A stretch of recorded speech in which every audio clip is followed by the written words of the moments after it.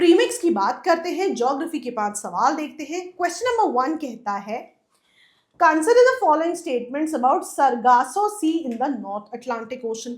Options कहते हैं ये एक anti cyclonic circulation of ocean currents है comprising the North Equatorial Current, Gulf Stream and the Canary Current in the North Atlantic Ocean. Next option कहता है water confined in this gyral is calm and motionless. Third option कहता है sizable portion of North Atlantic Ocean's water is confined within this gyral system. अब क्योंकि sizeable portion confined है इसीलिए वो कह रहे हैं कि confined water does not have any connection with the remaining water of the ocean causing the enclosed water to remain calm and motionless. पूरा समझाऊंगी मैं, घबराना नहीं ऑप्शन देख के। अब which of the following statements is correct? तो यहाँ पे याद रखिएगा all the statements are true। चलिए समझते हैं। देखिए जब भी हम सरगासो सी की बात करें ना, मैं आपको इमेज से दिखाती हूँ, ये जो हम एंटी साइक्लोनिक सर्कुलेशन देख रहे हैं नॉर्थ अटलांटिक ओशन में, यहाँ पर जो रेफरेंस है वो है सरगासो सी का।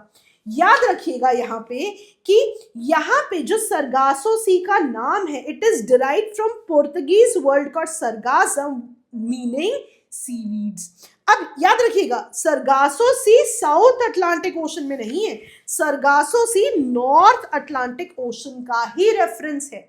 अब यहाँ पे ना एक जो पॉइंट आता है कि ये जो एंटी साइक्लोनिक जाइरल है, याद रखिएगा जैसा ऑप्शन में दिया हुआ है कि water confined in this jar is calm and motionless. अब ये काम एंड मोशनलेस क्यों है? अब देखिए पॉइंट कहते हैं कि ओरिजिन ऑफ सरगासो सी के लिए कुछ थ्योरीज दी गई हैं। फॉर एग्जाम्पल पहला पॉइंट यहाँ पे है कि इस स्पेसिफिक एंटी साइक्लोनिक जाइरल में sizeable portion of waters of north Atlantic ocean confined है, और ये जो कन्फाइंड वाटर है यहाँ पे इसका बहुत ज्यादा कनेक्शन नहीं है with the remaining waters। अब देखिए it does not have any connection with the remaining waters of the ocean, इसीलिए यहाँ पर पानी calm and motionless हो जाता है। और यहाँ पे एक और पॉइंट भी इंपॉर्टेंट है, मैं आपको बताती हूँ। यहाँ पे याद रखिएगा Sargasso Sea is located in the transition zone of trade winds and westerlies, right. और ये जो जोन है अगर आप इसे ध्यान से देखें तो ये ट्रांजिशन जोन पे आप देख सकते हैं डाइवर्जिंग विंड सिस्टम है, एक तरफ ट्रेड विंड्स एक तरफ वेस्टर्लीज। जब भी हम डाइवर्जिंग विंड सिस्टम की बात कर रहे हैं दैट मींस हाई प्रेशर। अब हाई प्रेशर पे क्या होता है, हवा चुपचाप सबसाइड करती है, राइट। इसका मतलब है वो बहुत ही ज्यादा काम कंडीशंस लेके आती है, एटमॉस्फेरिक स्टेबिलिटी लेके आती है।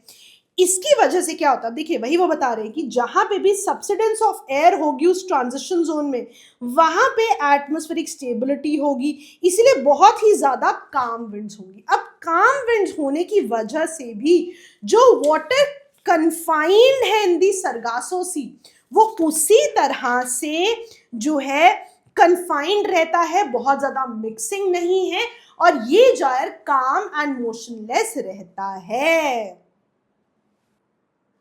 क्वेश्चन नंबर 2 कहता है arrange the following from north to south and choose the correct option.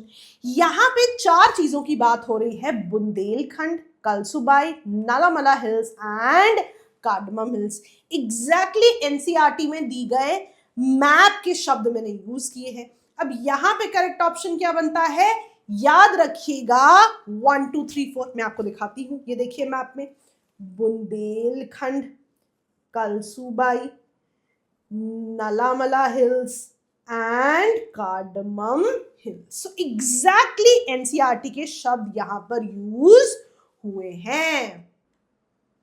Rapid revision round का लास्ट बैच आज शुरू हो चुका है। यदि आप रिवीजन पे बहुत फोकस करना चाहते हैं दिन भर, आइए हमारे साथ लाइव क्लासेस लगाइए, आपकी प्रिपरेशन बहुत बढ़िया होगी। क्वेश्चन नंबर 3 कहता है which one among the following best defines humidity। Options आसपास लग सकते हैं लेकिन हमें वो ऑप्शन चूज करना है जो बेस्ट डिफाइन करता है ह्यूमिडिटी को। ऑप्शंस कहते हैं deposition of atmospheric moisture, option b कहता है moisture content of the atmosphere at a particular time and place. Option c कहता है the formation of water droplets due to cooling of air. और option d कहता है the amount of moisture release from clouds into the atmosphere. अब यहां पे correct answer क्या बनता है, याद रखिएगा ऑप्शन बी। देखिए जब भी हम ह्यूमिडिटी की बात कर रहे हैं ना, ह्यूमिडिटी बेसिकली क्या है, the amount of water vapor present in the air at a particular time and a particular place या location।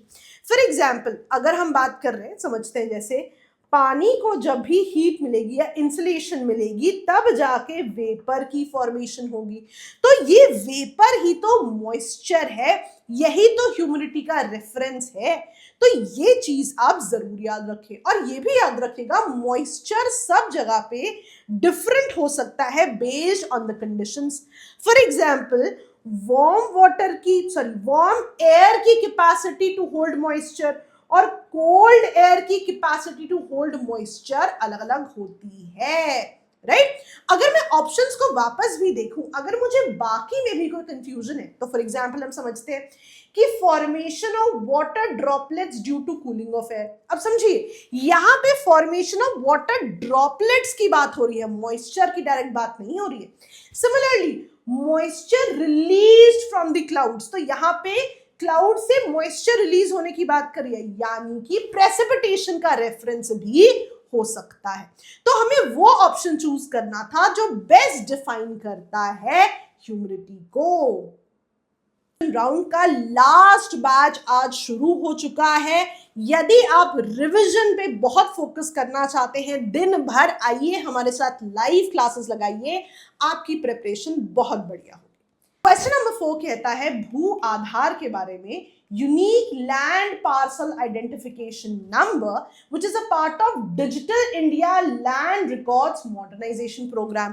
तो इनमें से क्या बेस्ट डिस्क्राइब करता है यूएलपिन यानी unique land parcel identification number को। अब यहाँ पे ऑप्शंस देख सकते हैं, ये एक ऐसा 14 डिजिट आइडेंटिफिकेशन नंबर है जो लैंड पार्सल को दिया जाता है based on longitude and latitude coordinates of that parcel based on detailed surveys etc। दूसरा ऑप्शन कहता है ये एक यूनिक आइडेंटिफिकेशन नंबर है जो लैंड पार्सल्स को दिया जाता है रूरल एरियाज में फॉर आइडेंटिफाइंग द ओनर, लेकिन ये बेस्ड है on lands proximity to nearest city और टाउन। थर्ड ऑप्शन कहता है ये एक यूनिक आइडेंटिफिकेशन नंबर है फॉर ईच लैंड पार्सल जो उसके हिस्टोरिकल ओनरशिप रिकॉर्ड्स को यूज करता है to identify the parcel. Last option कहता है ये एक 10 डिजिट आइडेंटिफिकेशन नंबर है that is used to identify property owners and is based सोनली on उनका नेम एंड एड्रेस। सवाल कह रहा था आपको बताना है इनमें से क्या बेस्ट डिस्क्राइब करता है इस स्पेसिफिक नंबर को। तो याद रखिएगा ये एक 14 डिजिट आइडेंटिफिकेशन नंबर है जो लैंड पार्सल को दिया जा रहा है based on longitude and latitude coordinates of the land parcel और ये डिपेंड करता है on detailed survey. Question number 5 कहता है which are the following best describes the word population momentum. अब मैं आपको समझाती हूँ, ये एक ऐसी सिचुएशन की बात करता है जहां पे large cohort of women of reproductive age will fuel population growth over the next generation even if each women has fewer children than the previous generation. अब इसको सिंपल शब्दों में समझते हैं। मान लीजिए हम नेक्स्ट जनरेशन ऑफ वुमेन की बात कर रहे हैं और हम कहते हैं कि नेक्स्ट जनरेशन ऑफ वुमेन अगर डिसाइड करती हैं that they want to have fewer children than the previous generation, शायद पॉपुलेशन कम हो जाए, हमें ऐसा लग सकता है। लेकिन आप समझिए कि इवन इफ वुमेन जो है of reproductive as next generation में फ्यूअर चिल्ड्रन चाह रही है, पिछली जनरेशन में जो वुमेन ऑफ रिप्रोडक्टिव एज थी उनके तो बहुत सारे चिल्ड्रन हैं, इसका मतलब है बहुत सारी वुमेन ऑफ रिप्रोडक्टिव एज होंगी, इसका मतलब है आगे जाके वो बहुत सारी वुमेन ऑफ रिप्रोडक्टिव एज जो है अगर वो फ्यूअर चिल्ड्रन भी चाहती है तो भी कुछ समय के लिए पॉपुलेशन ग्रोथ तो होगी। इसका मतलब है हमारा करेक्ट आंसर बनेगा सी। अब यहां पे मैं मैप्स प्रोग्राम के बारे में जरूर बताना चाहूंगी। अगर आप इस साल यूपीएससी प्रीलिम्स दे रहे हैं तो आपके लिए एक current affairs based map batch पे हम काम कर रहे हैं, जरूर इसका फायदा लें।